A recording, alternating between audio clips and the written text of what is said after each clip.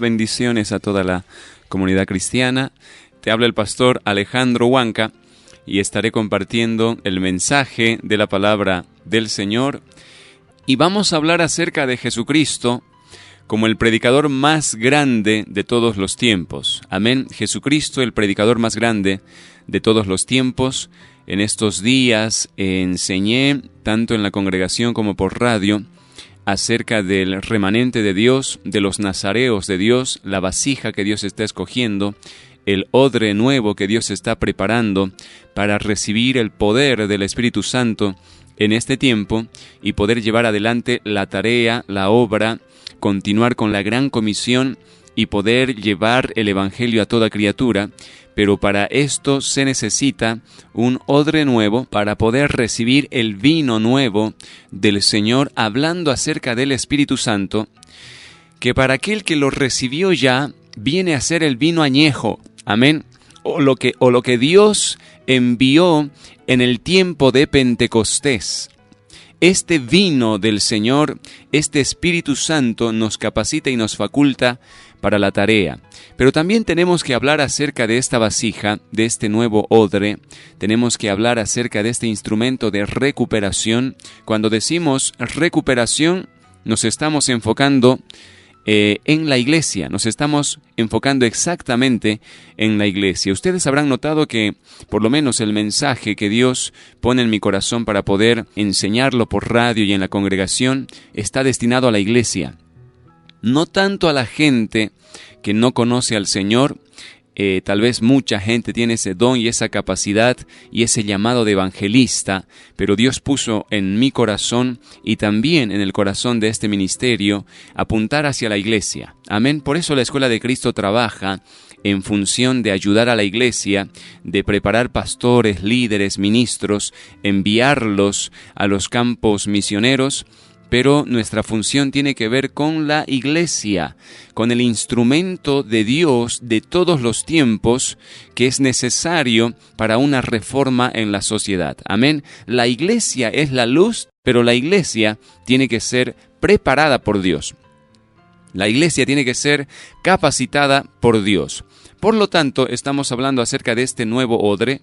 Estamos hablando acerca de la vasija del Señor, esta nueva vasija, este grupo de personas que tienen que ser apartadas por Dios, tienen que ser aisladas por Dios y tratadas por Dios. Por eso hablamos mucho acerca de José y hablamos acerca también de Samuel, hablamos acerca de Juan el Bautista, hemos hablado de Elías y estamos hablando de esas vasijas tratadas por Dios para una gran tarea, una gran responsabilidad, y es recuperar a la iglesia. Amén. La iglesia, el mayor y más grande instrumento de todos los tiempos. Y ahora vamos a hablar acerca de Jesucristo como una de estas vasijas, como este odre preparado por Dios para esa gran obra que Él realizó en la cruz del Calvario, pero también en la predicación. Él fue un instrumento mensajero de Dios, heraldo de Dios, atalaya de Dios, el mayor profeta. Y vamos a ver, según la Escritura, en esta enseñanza, que Jesús era el predicador más grande de todos los tiempos. Amén. Pero ¿qué quiere decir exactamente cuando las Escrituras dicen que Jesús predicó? Esta palabra, predicador, significa ser un heraldo. Significa proclamar en voz alta como un pregonero. Significa publicar o dar a conocer ampliamente y por todas partes un mensaje. Esto no es un acto tranquilo, educado, secreto o escondido. Más bien es una proclamación pública. Se está transmitiendo un mensaje para que todos lo oigan. En el Antiguo Testamento, el término se utiliza tanto en referencia a Dios y también al hombre. Y la primera vez que la palabra hebrea de predicador o la predicación, que significa kaurrau, se utilizó en el libro de Génesis, en el capítulo 1, cuando Dios llamó a la luz día y a la oscuridad noche. Este llamar, amén, o esta palabra traducida como llamado o llamar, significa abordar a una persona que conoces, llamarlos por su nombre, significa clamar. pero también, por supuesto, significa predicar, proclamar, pronunciar y publicar este mensaje.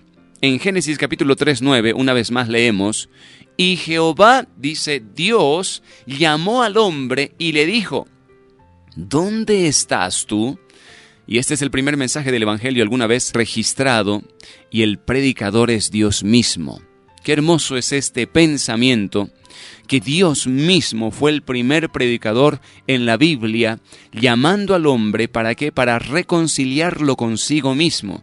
Esta palabra hebrea, llamar, es pues la palabra que se utiliza para predicar. Así que no es de extrañar que veamos a Cristo Jesús en el Nuevo Testamento viniendo como predicador. Leemos también en el Antiguo Testamento una línea de predicadores distinguidos, por ejemplo, como Noé, Esdras, Nehemías, los profetas, incluso Salomón y Jonás, para nombrar, ¿no?, entre muchos a estos pocos profetas, a estos pocos hombres de Dios, porque en realidad son demasiados en la Biblia. Pero cuando nos movemos del Antiguo al Nuevo Testamento, esta nueva era, amén, esta nueva dispensación es anunciada por medio de Juan el Bautista, predicador en todos los sentidos de la palabra. Y también vemos a Cristo como el mayor predicador, y también vemos en el Nuevo Testamento que alrededor de Cristo se levantaron predicadores, seguidos por ministros. Los primeros fueron los apóstoles, obviamente, pero después eran seguidos por ministros dotados de poder que también predicaban. En el Antiguo Testamento el profeta Isaías había profetizado la venida del Mesías y había profetizado que él sería ungido para predicar. Y lo vamos a ver esto en Lucas capítulo 4, versículo 17 al 21. Y 3 veces la palabra predicar se utiliza o se utilizó para el ministerio de la venida del Señor Jesús, la venida del Mesías. Dice la palabra, y se le dio el libro del profeta Isaías a Jesús, y cuando él abrió el libro, halló el lugar donde estaba escrito, el Espíritu del Señor está sobre mí, por cuanto me ha ungido para dar buenas nuevas a los pobres, me ha enviado a sanar a los quebrantados de corazón, a pregonar libertad a los cautivos y dar vista a los ciegos, a poner en libertad a los oprimidos. Fíjense todo el ministerio del Señor Jesús aquí. A predicar, dice, el año agradable del Señor. Y enrollando el libro, lo dio al ministro y se sentó. Y los ojos de todos los que estaban en la sinagoga estaban fijos en él. Y comenzó a decirles, hoy se ha cumplido esta escritura delante de vuestros ojos. Cristo fue ordenado por Dios, por lo tanto, para ser un predicador. En Marcos capítulo 1, versículo 14, se nos dice, después que Juan fue encarcelado, Jesús vino a Galilea predicando el evangelio del reino de Dios. Amén. Marcos capítulo 1, versículo 14, se nos dice, después que Juan fue encarcelado, Jesús vino a Galilea predicando el evangelio del reino de Dios. Y una vez más, en Mateo capítulo 4, versículo 17, la palabra establece, desde entonces comenzó Jesús a predicar. Esto entonces marcó el ministerio o el inicio de su ministerio público. Y vale la pena señalar que no importa que los ministerios después que se iniciaron alrededor de Cristo Jesús, amén, ya sean los ministerios de apóstoles, profetas, maestros, estos dones para evangelistas y pastores, debemos establecer que todos ellos eran predicadores, amén, tenían un don para ser, por ejemplo, maestros, evangelistas y pastores, pero todos ellos eran predicadores. Así que la manifestación de cada ministerio dotado viene principalmente a través de la predicación. Cristo comisionó a cada uno de sus apóstoles para ir a predicar. Así que, hermanos, esta gran comisión que fue dada antes de la ascensión de Jesucristo al cielo, amén, de ir y predicar el evangelio a toda criatura. Muchos dicen, bueno, se los dio a los apóstoles solamente, pero no. Dice la Biblia que habían 500 ahí, amén. Era toda una multitud Era un grupo de personas. No solo estaban los apóstoles y no solo estaban las mujeres, ¿verdad?, que eran discípulas del Señor. No solo estaba ese grupo de 70 que tal vez en algún momento fueron enviados de 2 en 2 a predicar a todas las ciudades, sino que habían 500. Y hermanos, esas palabras que llegaron a esos 500 también nos llegan a nosotros ahora. Id y predicad este evangelio a toda criatura. Por lo tanto, estamos hablando acerca de ese grupo de personas que hoy en día somos nosotros, la iglesia del Señor. Eres tú, soy yo. Hemos sido llamados a predicar este evangelio. Amén, a predicar, a proclamar, a ser como un heraldo, a pregonar, como dice la Escritura, libertad a los cautivos, vista a los ciegos, anunciar la bondad del Señor, estas buenas noticias de salvación a toda criatura. Así que estamos enfocándonos en esta vasija, la iglesia. Pero también, para tener una ilustración clara, debemos ver a Cristo Jesús, el mayor de todos los predicadores, el predicador más grande de todos los tiempos. Y yo sé que tú te vas a impresionar en esta mañana al saber, amén, que en aquel tiempo este Cristo Jesús, este Salvador del mundo, estaba tan lleno de sabiduría y de gracia y de justicia. Pero vamos a ir poco a poco desarrollando este mensaje para que todo el mundo lo pueda comprender. Así que Cristo Jesús, amén, comisionó a sus discípulos, a los apóstoles y a esos 500 que estaban ahí, a predicar, a ir y predicar este evangelio. Pablo era un predicador dotado como maestro y también como apóstol, pero era un predicador. Y si tuviéramos que estudiar a los ministerios diversos del Nuevo Testamento, por ejemplo el evangelista Felipe y toda la diversidad de ministerios en el libro de los Hechos, aquí encontramos que la predicación era central. Amén. Todos como discípulos, como testigos, fueron enviados a predicar, por lo tanto eran predicadores de la palabra de Dios. Y Cristo dio una posición de honor a este llamado. El ministerio y el don de la predicación. Escucha bien lo que te estoy diciendo, porque mucha gente ahí se confunde, ¿no? ¿Cuál será mi llamado? ¿Cuál será mi ministerio? Dicen. ¿Cuándo Dios me llamará? ¿Cuál será mi llamado? El llamado que toda la iglesia recibe, hermanos, es para ir y predicar este evangelio. Es para ir y anunciar estas buenas nuevas. En otras palabras, tienes que llegar a ser como Cristo Jesús, un predicador del evangelio, como el apóstol Pablo, como Felipe, como Juan, como Pedro, predicadores del evangelio. Ya es hora, hermanos, de sentarnos y meditar en la Biblia, meditar en la primera iglesia y qué fue lo que ésta hizo. ¿Cuál era su comisión? ¿Cuál era su llamado? ¿Qué es lo que llevaron y se enrollaron todos en esta tarea, en esta función? ¿Qué fue lo que la iglesia del primer siglo hizo? Que hizo temblar a las naciones. Hermanos, ellos simplemente continuaron el llamado de Cristo Jesús. Cristo Jesús decía, el Espíritu del Señor está sobre mí, por cuanto me ha ungido para esto y para esto y para esto. Y Él dice después en su palabra, así como el Padre me envió, yo os envío. Amén. Así que, ¿para qué fue enviado Él aquí a la tierra? La misma función, la misma tarea que descansó sobre Jesús, descansa sobre la iglesia, porque Él dice, así como el Padre me envió, yo os envío. Amén. Y toda potestad me ha sido dada en el cielo y en la tierra, dice, y también declara, toda esa potestad os doy a ustedes ahora. Toda potestad está sobre la iglesia, es decir, toda la autoridad. Somos llamados para realizar las mismas obras que Jesús. Tu mayor llamado es ser como Él. El llamado de la iglesia es representar una vez más. Jesucristo, escucha bien, fue el representante de Dios en la tierra. Amén. Jesús, es decir, el Hijo de María, Jesús como hombre aquí en la tierra, era pues el cuerpo de Cristo, Dios, de Cristo el ungido. Cristo significa el ungido de Dios, amén. El Mesías que había de venir con una tarea específica. Y él mismo lo declara, el Espíritu del Señor está sobre mí por cuanto me ha ungido para pregonar libertad, para dar vista a los ciegos, para traer sanidad al pueblo de Dios, para predicar, proclamar, pregonar libertad, dice, a los cautivos, pero también anunciar las buenas noticias de este maravilloso evangelio.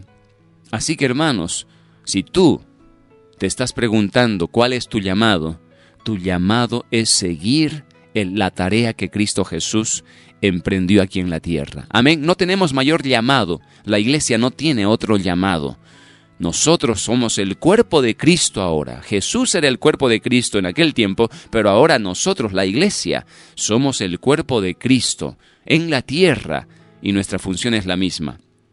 Así que Cristo dio una posición de honor a este llamado, el ministerio y el don de la predicación. ¿Qué tipo de predicador era Jesús? Esta es una gran pregunta. ¿Qué tipo de predicador era Jesús?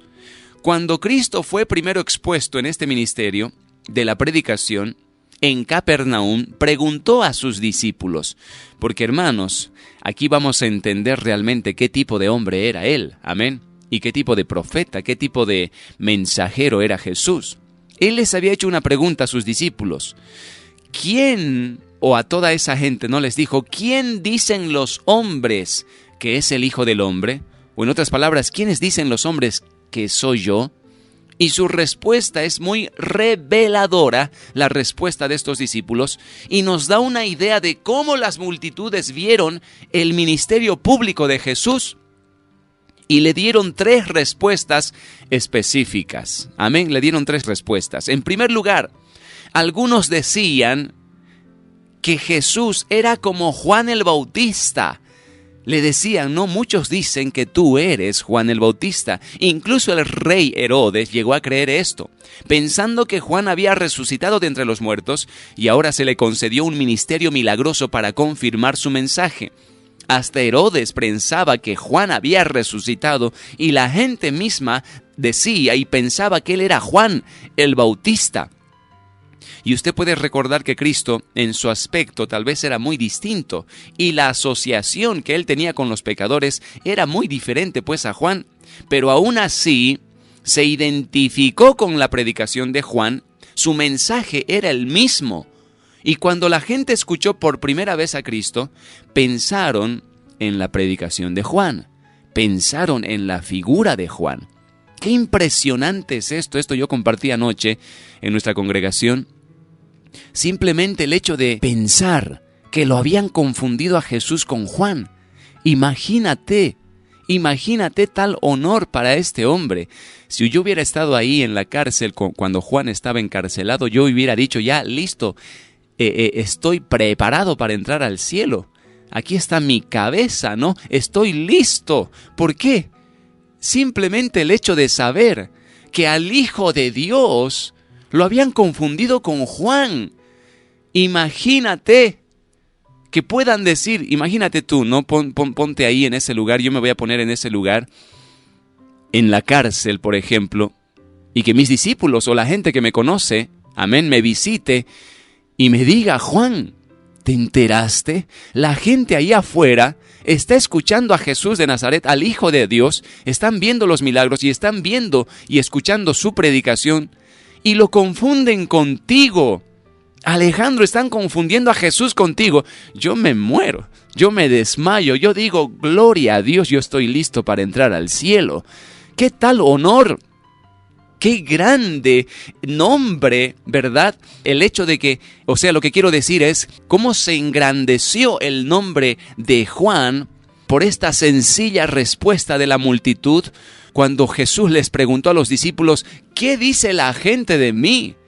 ¿Quién dicen que soy yo? Y la multitud decía, bueno, los discípulos le contaron a Jesús, mira Jesús, la gente está diciendo por ahí que tú eres Juan el Bautista. ¡Qué increíble!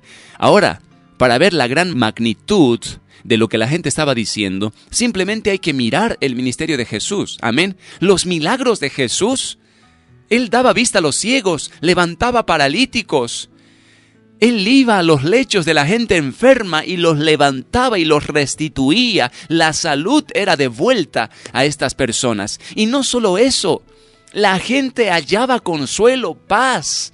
Escuchaban a Jesús y ellos se acercaban a Dios, se arrepentían de sus pecados, entraban al reino de Dios por la predicación de Jesucristo de Nazaret. Y qué maravilloso saber que este tipo de predicación era comparada con la predicación de Juan. A mí me sigue impresionando eso. Realmente entonces pues Juan era una antorcha encendida, era una llama de fuego, era la luz en Israel. Y es asombroso porque solo por 6 meses esta antorcha iluminó, ya que eran 6 meses lo que le llevaba Jesús a Juan, y en aquel tiempo a los 30 años solamente se podía ejercer un ministerio público, amén. Así que Juan a los 30 años empezó a predicar por las calles, empezó a predicar al borde de aquel río, en medio de ese río, y la gente venía, dice, de todas las ciudades, de todas los pueblos vecinos, venían al Jordán, dice, para oír a Juan y ser bautizados por Juan. 6 meses Él preparó el camino, el corazón del pueblo para recibir a Jesús de Nazaret y para aceptarlo como el Mesías prometido. Tan poderosa era la predicación de Juan. Soldados iban a ser bautizados, los publicanos iban a ser bautizados, las prostitutas entraban a esas aguas del río para ser limpiados de sus pecados, porque Él decía, el reino de los cielos está cerca, hagan frutos dignos de arrepentimiento, pónganse a cuentas con Dios, he aquí el reino de los cielos se acerca, decía, hablando de Jesús.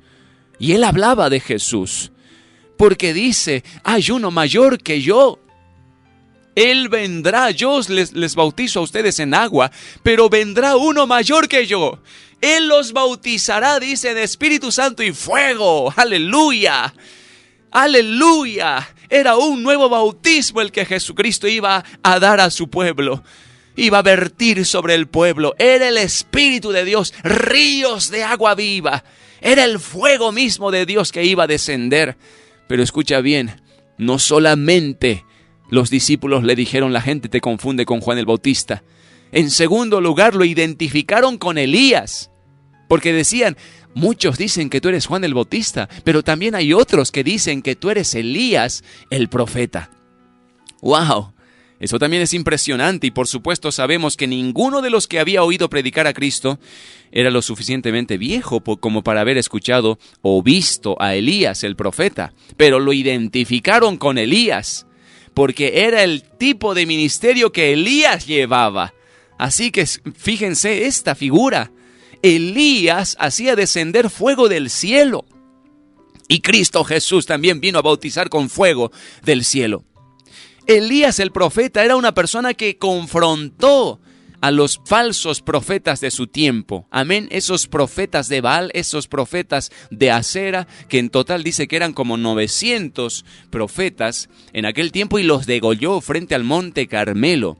Fue ahí cuando él armó ese altar e hizo descender fuego del cielo. Cuando se enteraron que Cristo Jesús hacía milagros, ellos pensaban en Elías, el gran profeta de la antigüedad.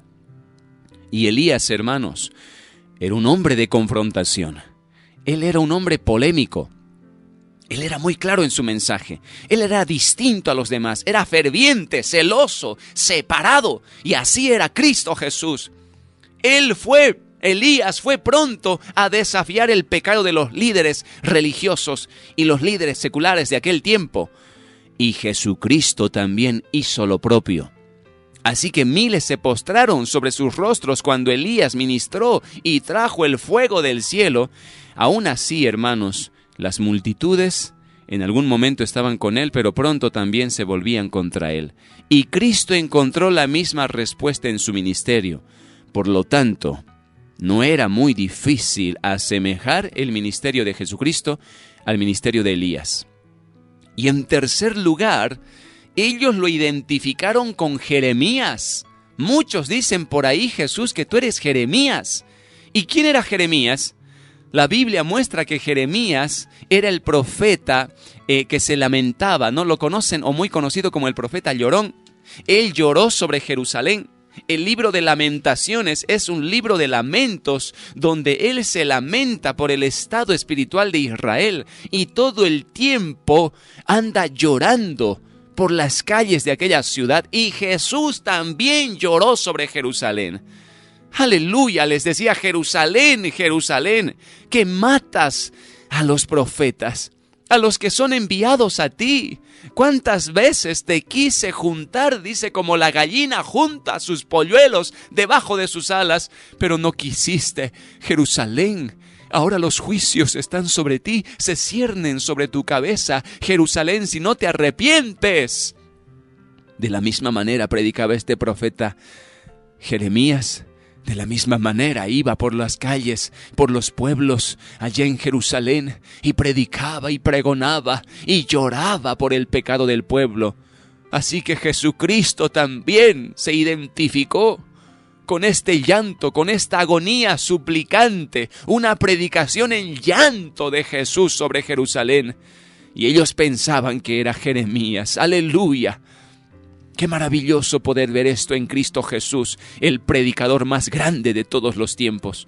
Él predicó como un profeta del Antiguo Testamento. Por supuesto que también en muchos casos hubo falsos profetas. Miren, fíjense, por último la gente decía: ellos te confunden con Juan el Bautista, ellos te confunden con Elías el profeta, ellos piensan que tú eres Jeremías. Pero también hay muchos que dicen que tú eres como uno de los profetas de la antigüedad. Así que Jesucristo se identificaba con estos profetas del Antiguo Testamento. Pero en aquel tiempo, en el Antiguo Testamento, también habían falsos profetas, antiguos profetas que predicaban un mensaje suave, decían a la gente lo que querían escuchar, inventaban una palabra tras otra, producto de su propia imaginación. Y ellos vivían para la alabanza de los hombres, para congraciarse con los hombres, para recibir el aplauso y el afecto de los hombres. Pero Cristo no era de esta línea, escucha bien. Cristo no era de la línea de estos falsos profetas. Hoy en día también hay falsos profetas como en aquel tiempo, que le dicen a la gente lo que quieren oír. Y la gente está llena de codicia, de amor por el dinero, y ahí se levantan estos profetas. Como enviados de Dios, supuestos y falsos enviados se levantan para decirle: tú vas a prosperar, tú vas a tener esto, todo lo que tú sueñas lo vas a tener en esta tierra, porque el Padre está comprometido a tratarte como hijo del Rey, y debes disfrutar de todo en esta tierra. Profetas mentirosos, profetas falsos, se acomodan a lo que el pueblo quiere oír, endulzan el oído de la gente declarando paz, paz y prosperidad, cuando no hay paz, dice Dios. Profetizan mentira. Los juicios de Dios están por descender sobre esta tierra y esta gente está profetizando mentira, diciéndoles a ellos que vamos a reinar en este mundo de manera física, diciendo y empujando a la gente a entrarse en la política, a adentrarse en la economía, a tener las profesiones más grandes y tal vez las más demandantes en este tiempo. ¿Por qué? Porque según ellos vamos a reinar físicamente en la tierra. En otras palabras, vamos a estar sobre todo. Vamos a tener poder político, económico, militar, pero principalmente el poder económico. Profetas falsos. En aquel tiempo también le decían al rey: tranquilo, rey, todo va a estar bien. Pero cuando se levantaban los verdaderos profetas, le decían al rey: todo está mal. Va a haber juicio y destrucción. Y vendrán países para devorar a esta tierra y para llevarse cautiva a la gente. Y ellos decían: no nos profeticen cosas malas, queremos escuchar cosas buenas. Siempre ustedes nos profetizan cosas malas. Y los encerraban en el calabozo, y los apedreaban y los mataban, los cortaban en dos. Dice la Biblia, los aserraban. Así murió Isaías, completamente descuartizado.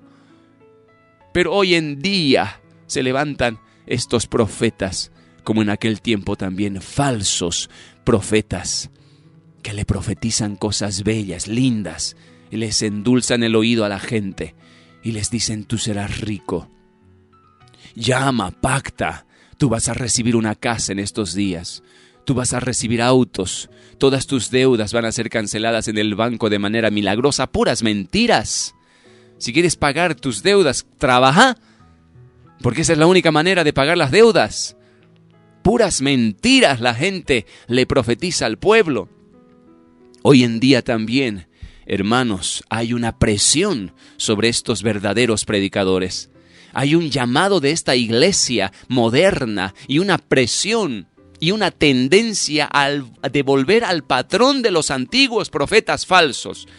El llamado es a una gracia que ignora el pecado, una relación con Dios sin obediencia, un mensaje que no menciona juicio venidero, un mensaje sin fuego, sin fervor, sin celo, sin pasión ardiente, sin levantar la voz, sin seriedad, de manera que todo está permitido en nuestras iglesias hoy en día.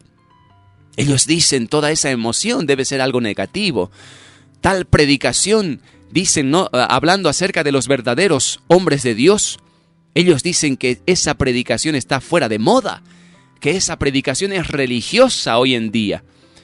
Pero tal vez es porque los predicadores de nuestros días han perdido el fuego también en sus huesos, la visión profética de Dios en el lugar secreto, han perdido la devoción a Dios en esa soledad de la comunión y de la consagración divina, la disposición a autolimpiarse con la voz de un profeta. Eso se ha perdido hoy en día, mientras que los llamados pueblos de Dios en masa siguen en juegos, en entretenimientos, de campamento en campamento, de viaje en viaje, de confort en confort. Así está la iglesia hoy en día, corriendo de aquí para allá, de concierto en concierto, de seminario en seminario. Dice siempre aprendiendo, pero nunca llegando al conocimiento de la verdad. Ellos caminan alrededor de sus propias teas. Y eso es verdad. Amén. ¿Qué significa cuando el profeta Isaías dice que caminan alrededor de sus propias teas? Ellos encienden teas para sí mismos y alrededor de ella caminan. Significa que ellos están preparando otro evangelio, un nuevo evangelio. Amén. Sus propias revelaciones imaginarias, pero después la proclaman como si fuera verdad de Dios. Mentira.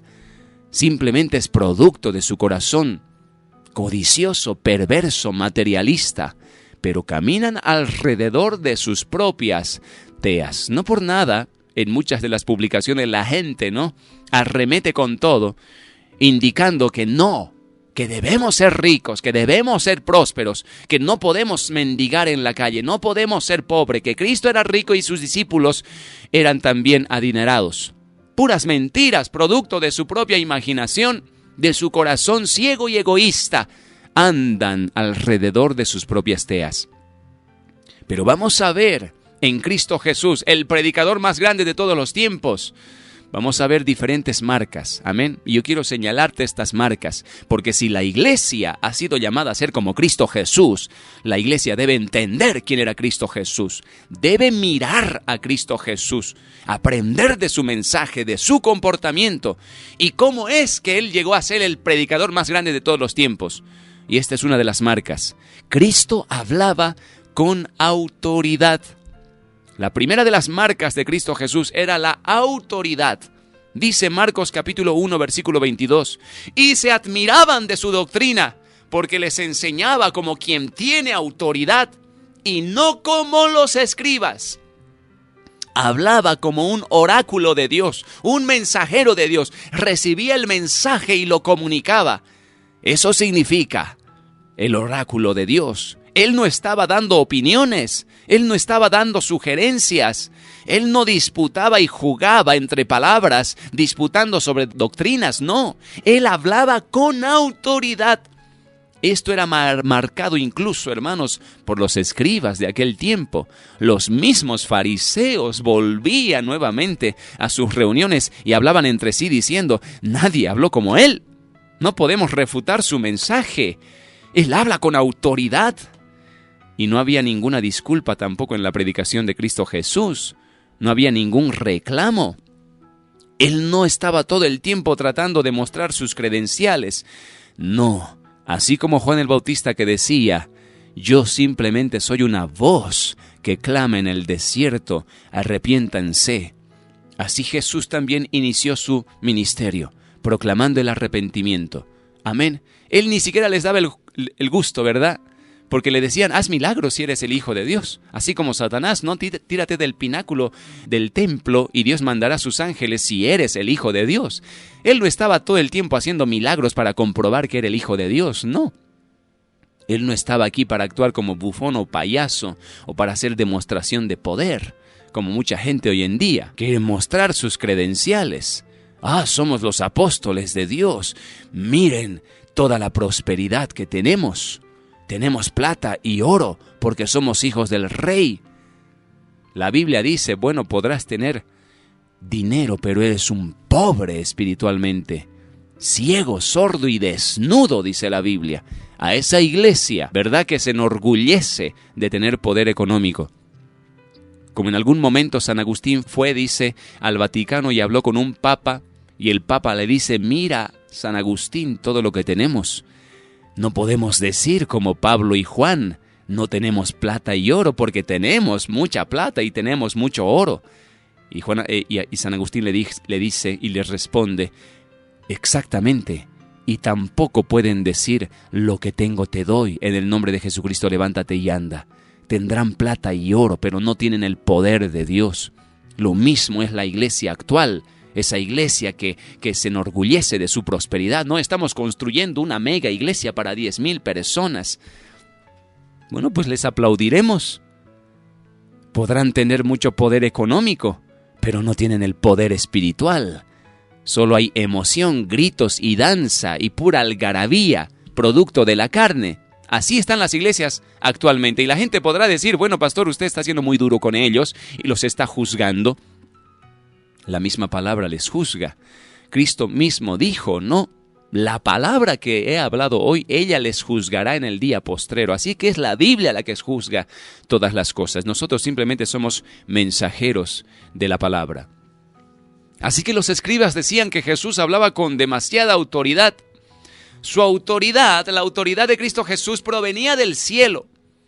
En él no había miedo, en él no había tartamudez. Su predicación era fluida, porque Él fue enviado por el Padre. Él entonces podía hablar con autoridad, con tanta autoridad. Era una autoridad delegada. Amén. El Padre me envió, decía. El mensaje que ustedes acaban de oír no es mío, sino de mi Padre. Y las obras que yo hago son las obras que mi Padre hace a través de mí. Esa respuesta tiene que estar también en boca de la iglesia hoy en día. Nosotros no nos hemos enviado a nosotros mismos. Cristo Jesús nos ha enviado. Amén. He aquí como mi Padre me envió, yo os envío, dijo Jesús. Vayan por las calles, por las plazas, entren en las casas, prediquen este evangelio del arrepentimiento, reconcilien al mundo con Dios. En Lucas capítulo 4, versículo 32, leemos sobre el mismo incidente. La misma palabra griega aquí, que se traduce poder, significa autoridad. Y dice Lucas 4:32, y se admiraban de su doctrina, porque su palabra era con autoridad. La palabra exousia también puede significar con fuerza, con gran capacidad, con competencia, con libertad y con maestría. Así era el mensaje de Cristo Jesús. Era un mensaje competente que no podía ser refutado con nada. Ante las preguntas de estos fariseos, Jesucristo respondía con tal sabiduría, que era increíble, ¿no? Ellos muchas veces le preguntaban, ¿con qué autoridad haces esto? Y Jesús les respondía con otra pregunta. Y les decía, ustedes primero respóndanme, ¿con qué autoridad hablaba Juan el Bautista? ¿Él vino en su propio nombre o fue enviado por Dios? Y ya con eso los mató, porque entre ellos se reunían y decían, si nosotros decimos que Juan hablaba simplemente bajo su propia autoridad, él nos va a decir, o el pueblo se va a venir contra nosotros, porque todo el pueblo cree en Juan. Y si decimos que Juan hablaba con autoridad de Dios, él nos va a decir entonces por qué no le creyeron. Así que los desarmaba, ¿te das cuenta? Los desarmaba. Y ellos no podían responder ni una ni otra cosa porque todo venía en contra de ellos. ¿Con qué autoridad habló Juan? Si habló con autoridad de Dios, ¿por qué no se arrepintieron y le creyeron? Y si habló con autoridad de su propio nombre, ¿por qué todo el pueblo creyó en eso? Y el pueblo se iba a ir contra los fariseos. Así que estos fariseos eran muy vivos al mismo tiempo, ¿verdad? Se quedaron callados. Pero así respondía Jesús con tal sabiduría del cielo. ¿De quién es esta moneda? Decía, ¿no? Este rostro que ven aquí, del César. Bueno, den al César lo que es del César y a Dios lo que es de Dios. Y así él respondía a cada pregunta con mucha autoridad. Esa autoridad venía del cielo. Esa autoridad era una competencia, era un mensaje competente, era un mensaje con maestría. Esta era la marca que les faltaba pues a estos escribas que también predicaban. Ellos también predicaban, pero era una marca muy evidente en Cristo. Y una vez más tenemos necesidad de predicadores enviados por Dios que hablen con esa autoridad, con ese poder y con esa fuerza. Pero no solamente existía esta marca en Cristo, sino también la segunda de las marcas en su predicación era la audacia. En Juan capítulo 7, versículo 26, dice, pero he aquí él hablaba públicamente y no le decían nada. Y se preguntaron, ¿los gobernantes saben en verdad que este es el Cristo? ¿Habrán creído en él? Y Cristo predicó con tal audacia que sometió a sus enemigos bajo su mensaje. Él les hablaba a la gente común, pero también hablaba con gente de autoridad. Y también los fariseos y saduceos le escuchaban, y también los gobernantes escuchaban el mensaje de Cristo Jesús. Este término audacia, hermanos, significa franqueza, una franqueza pública. Él hablaba con franqueza abiertamente. No había nada oculto en él, no había nada vago en él, no había nada oscuro, confuso en su mensaje. Habló abiertamente y públicamente y les habló a todos. No había miedo ni vacilación en su mensaje. Él no cambió su mensaje de acuerdo con lo que la gente quería oír. No había nada retenido en él. La audacia es la marca de los predicadores del Nuevo Testamento. Es la marca de los predicadores llenos del Espíritu Santo. Es la marca de la unción de Dios. Y esta marca tiene que estar sobre la iglesia. Una vez más, si tú eres predicador, esta marca tiene que estar sobre ti. La autoridad y la audacia. Pero no solo eso, sino también la gracia de Dios. Es otra de las marcas. En Lucas capítulo 4, versículo 22, se lee, y todos daban testimonio de él, y se preguntaban de las palabras de gracia que salían de su boca. Sus palabras y su forma fueron marcadas por esta gracia. Esto no es una contradicción a la predicación autoritativa. La predicación de Cristo era imponente, se imponía su mensaje. No era un mensaje como sugerencia, amén, como un consejo, no. La ley de Dios siempre fue imponente y debe imponerse sobre la humanidad, debe imponerse sobre la gente, sobre los pueblos, así como la autoridad de los padres se debe imponer sobre los hijos mientras ellos van creciendo y se van desarrollando, amén, hasta llegar a ser maduros. La palabra de los padres y el consejo, la instrucción debe imponerse sobre ellos. Debe doblegarse la voluntad de los hijos para llegar a someterse a la voluntad de los padres. Los padres no están ahí para sugerir, ¿te gusta esto? ¿Quieres comer esto? ¿Quieres ir a estudiar? No. Los hijos saben que deben obedecer. Amén. Eso se sobreentiende. Claro que en otras culturas, ¿no? Y hoy en día se está tergiversando esto. Se les pregunta a los hijos qué es lo que quieren hacer, a dónde quieren viajar, ¿no? ¿Qué cosa quieren como regalo? Así que ellos en realidad están ahí gobernando las casas, los hogares, pero no es así. En la palabra se puede ver que el hijo debe ser instruido desde pequeño, amén, para andar en los caminos de Dios. No le debes permitir a tu hijo leer cualquier tipo de literatura, ni tampoco mirar cualquier cosa en el internet, ni tampoco tener un televisor en su propio cuarto y darle toda la libertad de que él tenga el control para poder mirar cualquier tipo de películas o de series o de novelas o de dibujos o lo que sea.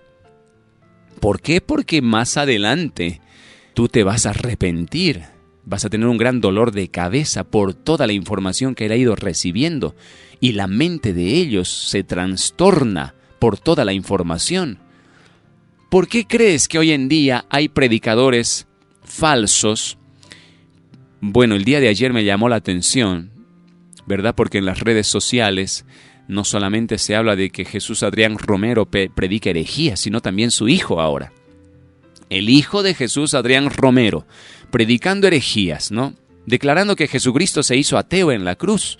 Desconfió de su padre. En otras palabras, pues, hacerse ateo o desconfiar tiene que ver con la incredulidad. ¿Por qué me has desamparado? En base a esa declaración de Cristo Jesús, este nuevo predicador, el hijo de Jesús Adrián Romero, dice que Jesús se hizo ateo ahí en la cruz. Imagínate. Ahora, ¿a quién le vamos a creer? ¿A los apóstoles de la Biblia o al hijo de Jesús Adrián Romero? Porque la Biblia establece que no hubo pecado en Cristo Jesús. Fue tentado en todo, pero sin pecado, dice. Y la incredulidad es el pecado. ¿Cómo podemos decir que Jesús pecó en esa cruz, desconfiando de su Padre? Ahora siempre, ¿no?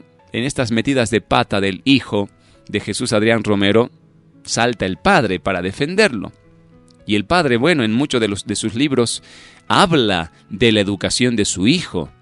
Y él dice, yo desde que él era pequeño, yo le di libertad de que él pueda desarrollar su propia fe. Así que él desarrolló su propia creencia. Y en muchas veces cuando yo entraba a su recámara, dice, ¿no? Y a su librero, encontraba libros incluso que podrían mencionarse anticristianos. Así que él empezó a desarrollar un pensamiento independiente, dice. Y ahí está el fruto, pues. El mismo Padre declara haberle dado toda la libertad de leer lo que quería. Y aquí está el fruto. ¿Por qué? Porque esa literatura que hablaba acerca de la Biblia y hablaba acerca de los sucesos del tiempo de Jesús, ahora no establecen un nuevo pensamiento. Y ese pensamiento viene y te dice, bueno, Jesús estaba enamorado de María, se casó con María, tuvo un hijo allá en Jerusalén, ¿no? Y después de ahí vino la cultura de los que defendían el Santo Grial y demás cosas, ¿verdad? Esa generación, digamos, de la hija de Jesús. Pero ¿de dónde se puede sacar tanta, cómo se diría? Son historietas, ¿no? Tantas fábulas, justamente pues de leer cualquier tipo de libro, cualquier tontería. Hoy en día la gente lee y es así, ¿no? Que su pensamiento va creciendo y se vuelve en principios y ahora predican herejías. ¿De dónde la gente saca esas herejías? ¿De dónde? Bueno, de consultar libros que nunca deberían haber consultado, de abrir su corazón a esa doctrina de demonios. Y esto, hermano, nos habla, y es un gran peligro.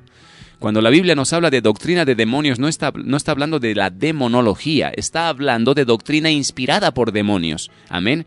Es decir, estos predicadores le dan oído a esos demonios y esos demonios van a venir a confundir. Por ahí alguien dijo, ¿no? Capaz Judas también resucitó cuando Cristo murió. Dice, ¿no? Los sepulcros de muchos santos se abrieron y tal vez Judas resucitó. Imagínate, Judas, el que se suicidó, había resucitado también.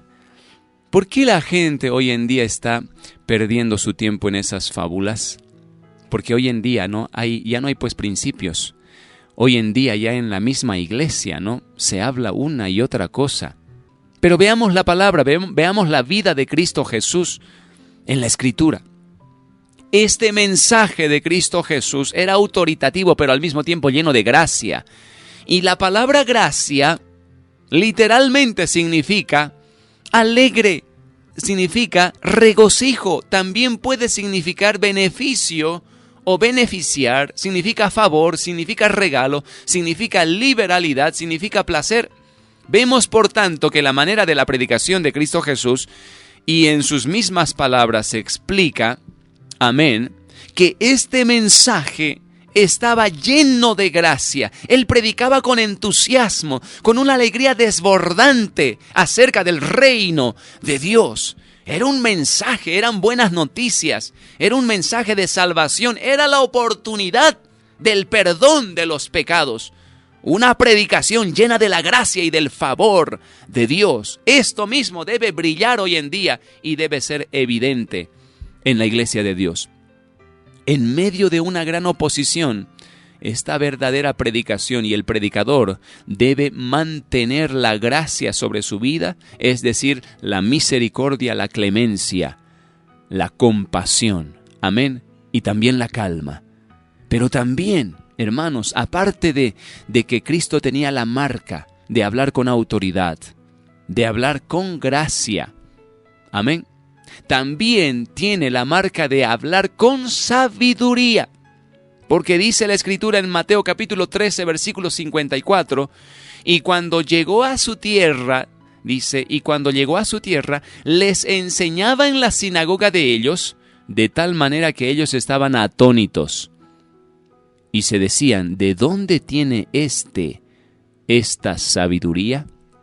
¿De dónde tiene esta sabiduría? La sabiduría es una habilidad de pensamiento y de discreción, y está estrechamente relacionado con el conocimiento y con la comprensión. Lucas capítulo 2, versículo 47 dice, y todos los que le oían se maravillaban de su inteligencia y de sus respuestas. ¡Qué bendita palabra! Y todos los que le oían, dice, se maravillaban de su inteligencia y de sus respuestas. Y también esto está en Juan capítulo 7, versículo 15. Y los judíos, dice, se maravillaron diciendo, ¿cómo sabe este letras sin haber estudiado? ¿De qué escuela es Jesús? Y no venía y no provenía de ninguna escuela. ¿De dónde tiene estas letras? Y también en Marcos capítulo 6, versículo 2 dice, ¿qué sabiduría es esta que le es dada? La gente sorprendida de las palabras de Jesús, amén, de las frases de Jesús, de ese sermón en el monte, cuando Él hablaba del ayuno, cuando Él hablaba del divorcio, cuando Él hablaba de la misericordia, cuando Él hablaba acerca del amor al prójimo, lo hacía con tanta sabiduría, cuando Él hablaba de la justicia, cuando Él hablaba acerca de las viudas y de todos sus mensajes en sus parábolas. Él hablaba acerca del trigo y la cizaña. Él hablaba acerca de la semilla que es sembrada, que era sinónimo de la palabra de Dios. Él hablaba del hijo pródigo. En todas estas parábolas había un mensaje lleno de tanta sabiduría. Y más aún cuando explicaba estas parábolas, la gente entendía y comprendía su mensaje. Él sabía cómo responder a sus enemigos y también sabía qué palabras dar a sus amigos que buscaban más de Dios. Él nunca usó la sabiduría natural del hombre, sino la sabiduría que desciende de Dios desde el cielo. Los predicadores de hoy deben tener también esta sabiduría como lo hizo Cristo. Deben tener discreción, deben saber qué decir, cuándo decirlo y a quién decirlo. Esta es la sabiduría. Muchos debemos aprender de esta sabiduría, ¿no? A veces yo me enrollo en discusiones innecesarias, cuando hay gente que de pronto discute, cuando hay gente que contradice, cuando hay gente que sigue y sigue, ¿verdad?, desafiando la palabra de Dios. Y todavía después dicen, no, es que lo que pasa es que nosotros recién nos hemos convertido. Bueno, pues si recién se han convertido, cállense la boca y escuchen y aprendan. Todavía contradicen y todavía ellos aceptan que son nuevitos en la fe. ¿Qué dice la Biblia acerca de los nuevos en la fe? La palabra de Dios dice, las mujeres cállense en la congregación. Uno diría, bueno, entonces las mujeres no pueden enseñar. No, no se refiere a eso. Lo que Jesús o lo que el apóstol explica inspirado por Dios es que los hombres recibieron en aquel tiempo de primera mano el mensaje. Amén. Estos apóstoles, estos siervos de Dios que tenían que predicar en las congregaciones después, que tenían que ir a los pueblos y se levantaban asambleas y ahí predicaban. Pero también existían las mujeres que querían enseñar y que discutían de cosas que no entendían y el apóstol les decía, cállense en la congregación. No les permito hablar a ustedes. Si recién están entrando en esta enseñanza, en este mensaje, ¿cómo es que ahora quieren hacerse instructoras? ¡Cállense! Ese mensaje, hermanos, es para todo aquel que recién se convierte. Aprendan, sean discipulados, lean la Biblia. Aprendan de sus mayores, aprendan de aquellos que son más antiguos que ustedes. Y no me refiero al tiempo, me refiero a la madurez espiritual. Claro que hay madurez espiritual en aquellos que tienen un poco más de tiempo en los caminos del Señor. No en todos, obviamente, pero los que están enseñando, amén, que hay autoridad en la palabra, ellos tienen pues toda autoridad para enseñar. Tienen todo el respaldo y la experiencia para enseñar. Pero ahí se levantan, ¿no?, los que discuten, los que contradicen. Oye, recién ayer me convertí y hoy día soy maestro y mañana voy a ser apóstol. No. Si te has convertido recién, aprende, escucha. Cierren la boca y aprendan, escuchen. Por eso dice la Biblia, sé tardo para hablar y pronto para oír. Alguien decía, ¿no? Por eso nos ha dado Dios 2 orejas y una sola boca, para que seamos más prontos para escuchar que para hablar. Amén. El consejo del apóstol Pablo es este: las mujeres cállense en la congregación, porque no permito enseñar, dice, a ninguna mujer. Ahora no se estaba refiriendo a que en ningún momento iban a enseñar, no, iba a llegar el tiempo, iban a crecer, iban a madurar espiritualmente, amén, e iban a tener la autoridad para enseñar. Es más, la Biblia establece que el apóstol Pablo dio autoridad a muchas mujeres y las puso sobre sus hogares para enseñar. ¿Por qué? Porque los esposos tal vez después recién se convirtieron. Así que ellas trabajaban bajo autoridad del mismo apóstol para enseñar. Pero llegó el tiempo, antes él no les permitía, porque eran nuevas en la fe. Amén. Así que hay que recibir la sabiduría para después enseñarla. Hay que saber qué decir, cuándo decirlo y a quién decirlo. Y por último, ¿qué le hizo a Cristo predicar? ¿Y cuál era su mensaje? Esta es una pregunta que merece una respuesta categórica. Nos dice claramente al principio del ministerio de la predicación de Cristo que en Mateo capítulo 4, verso 17 dice: desde entonces comenzó Jesús a predicar y a decir: arrepentíos. Esto fue fundamental y central en su mensaje. Más tarde el apóstol Pablo dice en Hebreos 6 que el arrepentimiento es la primera de todas las doctrinas fundamentales, y Juan el Bautista había predicado este mensaje de arrepentimiento, de preparación del camino, y preparaba el corazón de todo un pueblo para recibir a Cristo Jesús como el Mesías de Dios, el Cordero que quita el pecado del mundo. Y para aquellos que no sabían, 6 meses solamente predicó Juan.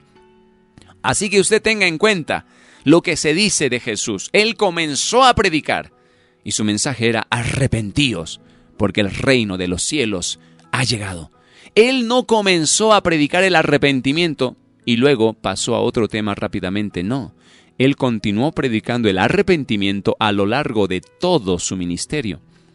Hoy en día algunos se avergüenzan, ¿verdad? Como Miles Monroe y todo su grupo, ¿no?, de discípulos, andan predicando que lo que Cristo Jesús quiso decir con el arrepentimiento era un cambio de la mente. Ya no puedes pensar que eres pobre, ahora tienes que pensar que eres rico, ¿no? No debes pensar que eres inútil, ahora eres útil. No te debes pensar negativamente, ahora todo tiene que ser un pensamiento positivo. Y a eso llama el arrepentimiento. Son herejías, son tergiversaciones, malas interpretaciones acomodadas a su propio antojo, ¿verdad? Ahora Cash Luna viene diciendo de que Pedro se equivocó cuando le reprendió a ese Simón el mago, que le ofreció dinero por el Espíritu Santo, y dice que Pedro se equivocó. Imagínate, toda una tergiversación de una historia. ¿Para qué? Para justificar sus maratónicas cuando ellos piden dinero a cambio del Espíritu Santo, dinero a cambio de los dones de Dios. Él tiene que torcer toda una historia y justificar a Simón el mago y condenar a Pedro el apóstol para justificar lo que ellos hacen actualmente. ¡Qué terrible es esto! Ahí está, hermano, claramente les muestro de dónde viene la tergiversación. La tergiversación de la Biblia proviene pues del estado de nuestro corazón. Si yo codicio el dinero, le voy a hacer hablar a la Biblia lo que yo quiero. Amén. Si a mí me gusta la práctica de un pecado, voy a quitar eso de la Biblia, nunca lo voy a predicar, o le voy a hacer decir todo lo contrario. Hoy en día el homosexual, ¿no?, cuando va a la Biblia y lee, ¿no?, ningún homosexual entrará al reino de Dios, ellos dicen que la homosexualidad en aquel tiempo significaba estar con muchas. Y de esa manera justifican que ahora ellos pueden ser homosexuales estando solo con uno. Es decir, un hombre puede tener pareja a un solo hombre. Que en aquel tiempo la homosexualidad quería decir estar con muchos hombres. Cualquier tontería, ¿verdad? Cualquier tontería. Ahora al adulterio llaman a estar con muchas personas. No, la Biblia llama adulterio cuando uno está casado, ¿no?, y tiene relaciones íntimas con otra o con otro, fuera del matrimonio. Pero ellos tergiversan la Biblia. Hoy en día creo que en Japón se ha aprobado, ¿cómo se llama esto? La poligamia, ¿no? La poligamia es casarse con muchas mujeres. Y también se ha aprobado el adulterio. Se aprobó el adulterio en Japón o en alguna parte de Corea. Creo que es Corea del Norte, pero se aprobó el adulterio. Estamos viviendo los últimos días, como dice la Escritura. Amén. Después de todo eso vendrá el juicio, porque así fue con Sodoma, así fue también en los días de Noé, cuando la gente se entregó a la inmoralidad. Y no hay peor inmoralidad pues que esta, ¿verdad? Romper el pacto matrimonial y adulterar, y todavía respaldados con la ley. La ley dice que todo está bien. La mente reprobada, esa mente infernal, hoy en día está siendo soltada a toda la sociedad. Terrible las cosas que están aconteciendo. Pero ahí está. Esta gente tergiversa la palabra de Dios. ¿Por qué? Porque esa palabra no se acomoda a su estilo de vida, así que la van a acomodar. Es por eso que todo el tiempo hay una nueva revisión de la Biblia, todo el tiempo hay una nueva traducción de la Biblia, hay otras versiones de la Biblia, y en esas nuevas versiones pues ya la palabra cambia el sentido. E incluso muchos versículos son extraídos, ya no están en la Biblia. Terrible eso, ¿no? La Biblia del homosexual ya no tiene esa palabra homosexual, ya no la hay, no existe. Es por eso que los homosexuales tienen sus cultos, tienen sus iglesias y leen su propia Biblia, y en esa Biblia ya no hay una condena para sus actos inmorales. De ahí viene la tergiversación, de acomodar la Biblia a tus propios apetitos carnales. Ahora, la razón por la que predicó el arrepentimiento, Cristo Jesús, fue por la misma razón que lo hizo Juan. Juan dijo: el reino de los cielos se ha acercado. Tal era la hora, hermanos, en que vivían, ¿no?, y el ambiente y la atmósfera en que vivían, que casi ellos podían alcanzar y tocar el reino de Dios. Eso me impresiona en los discípulos, en Juan y en Cristo. Ellos hablaban y su predicación era tan alarmante y tan urgente que la gente en aquel tiempo pensaba que el reino de Dios, que Dios, amén, en aquel tiempo iba a aparecer, y en aquel tiempo iba a destruir todo, y en aquel tiempo los juicios iban a llegar. Así que se arrepentían de sus pecados, se ponían a cuentas con Dios, querían escapar del infierno. ¡Qué impresionante! Y esto era porque la predicación de ellos era una predicación que tenía esta nota, esta tónica, era urgente. El llamado era urgente. Arrepiéntanse ahora, hoy mismo arrepiéntanse. No lo dejen para mañana, mañana puede ser demasiado tarde. Evangelistas como esos necesitamos. Predicadores como Gigi Ávila, como David Wilkerson, como Charles Finney necesitamos hoy en día. Como este nuevo hombre que no es nuevo, ¿verdad?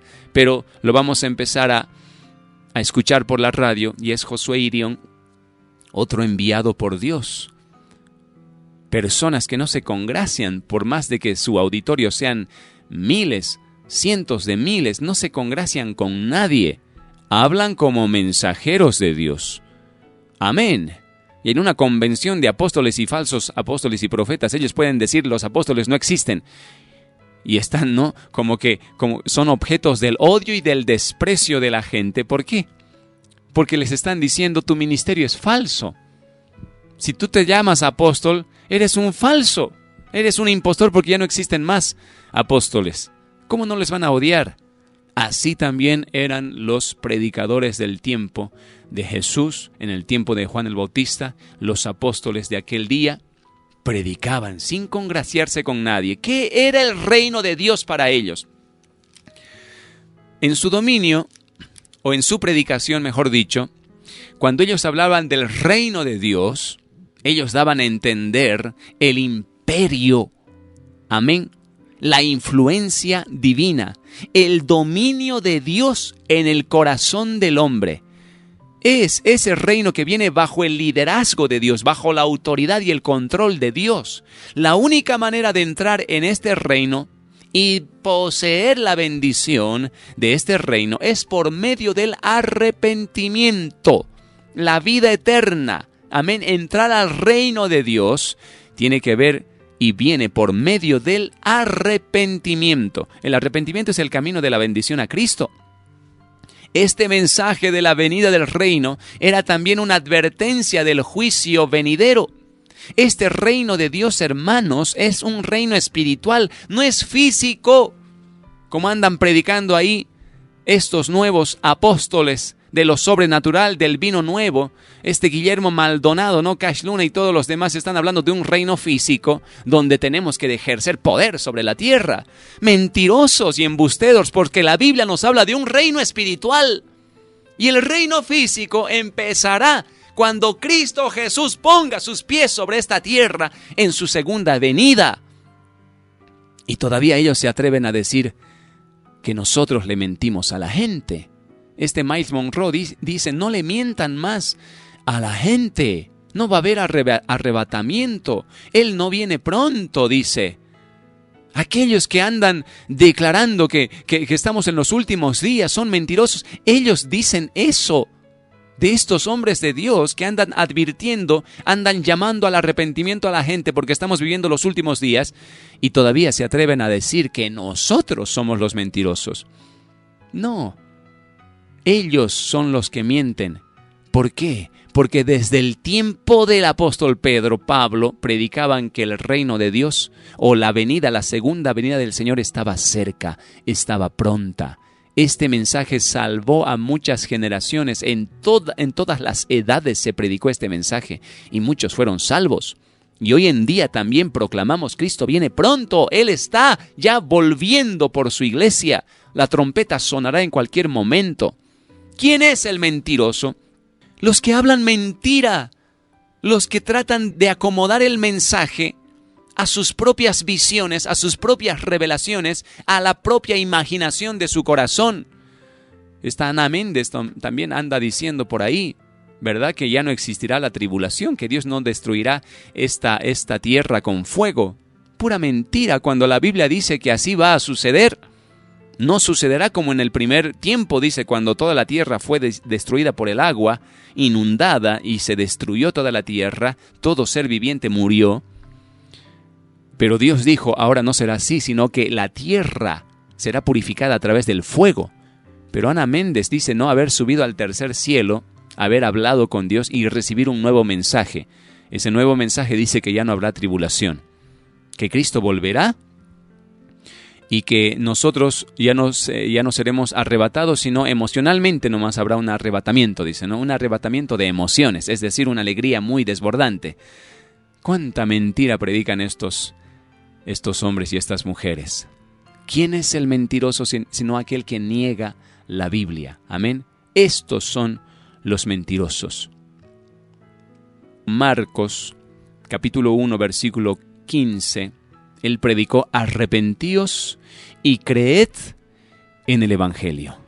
Cristo Jesús les exhortó a poner todo de su fe y confianza en el Evangelio de las buenas noticias. Él proclamó que era el Cordero de Dios. En él estaba la redención, el perdón de los pecados y la vida eterna. ¡Aleluya! Predicar el arrepentimiento y dar advertencias es en vano si no mantenemos a Cristo mismo como nuestra gloriosa salvación y la plenitud de su vida en nosotros. Cristo mismo mandó a sus seguidores a predicar ambos lados del mensaje. que el arrepentimiento, dice, y el perdón de pecados se predicase en su nombre entre todas las naciones, comenzando desde Jerusalén. Eso usted lo puede buscar y leer en Lucas capítulo 24, versículo 47.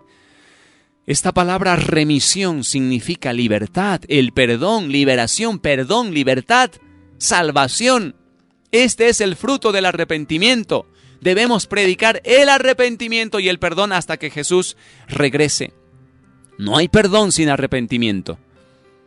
También vemos que Cristo en el tratamiento y la predicación sobre la aplicación de la ley de Dios, lo hizo al aplicar la ley en el corazón de los pecadores. Él utilizó la ley de Dios al hablar con el joven rico, por ejemplo en Marcos capítulo 10, verso 17 al 22, y expuso la codicia del corazón de este hombre. Aquí aplicó la ley del séptimo mandamiento. En Juan capítulo 4, en la anterior historia, él habló acerca de la codicia y del amor al dinero. Este joven rico, como todos sabemos, se fue triste, ¿verdad? Aunque él dijo, yo he cumplido toda la ley. Bien, le dice Jesús, ¿no? Creyéndole y dando por establecido que así era, le dice, ahora anda, para ser perfecto, anda y vende todo lo que tienes. Y aquí se descubrió que realmente no estaba obedeciendo toda la ley, porque amaba el dinero, porque se fue triste, dice. Se fue triste y se perdió, claro que se perdió, porque para entrar al reino del Señor no puede haber codicia en el corazón, amor al dinero. Y se fue triste, dice. Y aquí Cristo lanzó una enseñanza y les dice a los demás, cuán difícil es que un rico entre al reino de los cielos. Es tan difícil como que un camello pase por la aguja, por el ojo de una aguja. Amén. Y no se refiere pues a esa aguja de coser, sino que se refiere a una abertura, a una puerta, ¿sí? Entre piedras, entre rocas o de una montaña, donde a través de esa puerta solamente un hombre podía pasar. Pero imposible que pase un camello, ¿no? Con el tamaño y la joroba que tiene, y ni siquiera arrodillándose podía pasar el camello. Así era de difícil, dice, que un hombre entre también al reino, un hombre rico entre al reino de los cielos. Pero aquí él usó la ley para traer convicción de pecado. Pero también en Juan capítulo 4, versículos 17 al 18, vemos otro episodio, otro suceso, donde Cristo aplica una vez más la ley del séptimo mandamiento a la mujer sorprendida en adulterio. ¿Por qué? Para exponer su corazón y para revelar su necesidad de Cristo Jesús. Por supuesto, la ley no puede salvar a nadie, pero taladra y prepara el corazón de los pecadores y los trae a su necesidad consciente de Cristo. Para eso es la ley. La ley dice que es un ayo. La ley es como un hombre que llevaba a los niños a la escuela. La ley nos lleva a Cristo. Amén. La ley no nos salva, el que nos salva es Cristo, pero la ley es un medio para producir convicción de pecado y una necesidad de un Salvador para esta condena por el pecado. En su predicación, Cristo puso por delante entrar en su reino, un estilo de vida conforme con el cielo, no conforme con este mundo. Su mensaje daba a luz a un pueblo celestial, pero el mensaje de hoy en día da nacimiento a un pueblo mundano. Su mensaje, el mensaje de Cristo, daba a luz a un pueblo preparado, un pueblo separado, pero la predicación de hoy en día da a luz el nacimiento de un pueblo comprometido que se mezcla libremente en los mismos pecados que pueden enviar a los pecadores al infierno. Es así la predicación de hoy en día. Y Cristo, hermanos, espera la restitución de aquellos que se arrepintieron y creyeron en Él. Donde quiera que su mensaje fue predicado, Él vio que la gente que se arrepentía hacía restitución. Por ejemplo, uno de los lindos episodios de la Biblia está en Lucas capítulo 19, cuando Zaqueo se arrepintió. ¿Qué fue lo que él dijo? Él dijo, Señor, la mitad de mis bienes doy a los pobres, y si he tomado alguna cosa de cualquier hombre por alguna falsa acusación, se lo voy a devolver cuadruplicado. Amén, eso es restitución. Uno que ha robado no puede decir, yo voy a entrar al cielo porque me he arrepentido de mis pecados si no ha devuelto el dinero. ¿Cómo es posible que haya gente, ¿no?, que se dice ser cristiana, que robe a su prójimo y al mismo tiempo esté esperando el cielo? Ah, sí, le he pedido a Dios perdón. Sí, pero tienes que devolver ese dinero al que le has quitado el dinero, al que le has estafado, de quien te has prestado ese dinero. Debe ser devuelto. Eso es restitución, restituir. Es decir, restaurar las cosas. Amén. Tal vez le has robado incluso en su reputación. Hay mucha gente que hoy en día calumnia, difama y se dicen ser cristianos, inventan cosas, hablan mentiras, destruyen la reputación ya sea de líderes, de pastores o de su mismo hermano en la iglesia, y como si nada van y cantan alabanzas, habiendo inventado cosas, habiendo restado credibilidad a los hombres de Dios. ¡Cuán terrible es esto! Pero tendrán que dar cuentas, deben hacer restitución. En Lucas 19 dice, ¿no?, que Cristo le responde a este saqueo y a toda la gente que estaba ahí. Este día, dice, ha venido la salvación a esta casa, porque el Hijo del Hombre vino a buscar y salvar lo que se había perdido. Amén. Hay mucho más para poder decir acerca de Cristo Jesús como el mayor predicador de todos los tiempos, como el predicador más grande. Yo quiero quedar aquí porque quiero dar lugar también a que tú puedas orar delante de Dios, puedas mirar a Cristo como tu ejemplo. Si tú eres pastor, predicador, evangelista, debes tener a Cristo Jesús como el mayor ejemplo en tu vida, y también a los demás profetas y apóstoles de aquel tiempo que se levantaron como heraldos, como atalayas, como pregoneros de justicia, predicando públicamente, levantando su voz públicamente, haciendo conocido su mensaje a todos, sin excepción o acepción de personas, sin hacer preferencia de ningún tipo, sin acomodar su mensaje a lo que la gente quería oír. No, debemos predicar como Cristo Jesús, sin discriminar nuestro auditorio. Tenemos que decirle a la gente cómo entrar al reino de Dios, cómo ponerse a cuentas con Dios. Si hay pecados escondidos, debemos ser la voz de Dios y preguntar, ¿dónde estás tú? ¿En qué, detrás de qué excusa te escondes? Dios fue el primer predicador. En el capítulo 1 podemos ver esto en la Biblia. Y en el capítulo 2 y capítulo 3 del libro de Génesis, cuando el hombre pecó y cayó, desobedeciendo a Dios, inmediatamente Dios salió como predicador y le dice, ¿dónde estás? Esa pregunta, hermanos, hizo que el hombre salga de su escondite.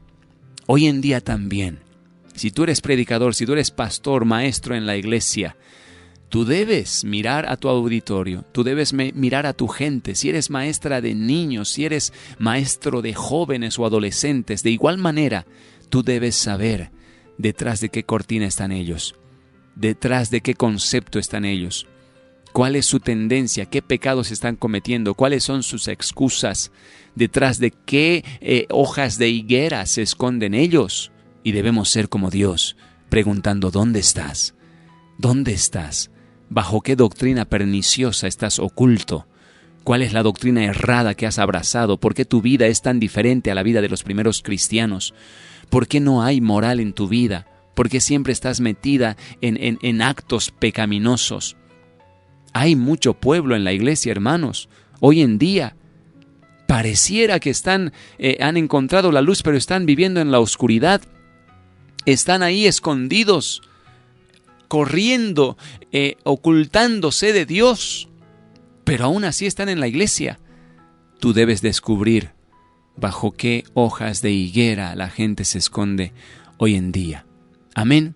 Esas hojas de higuera representan pues conceptos, argumentos, pensamientos de hombres, interpretaciones falsas.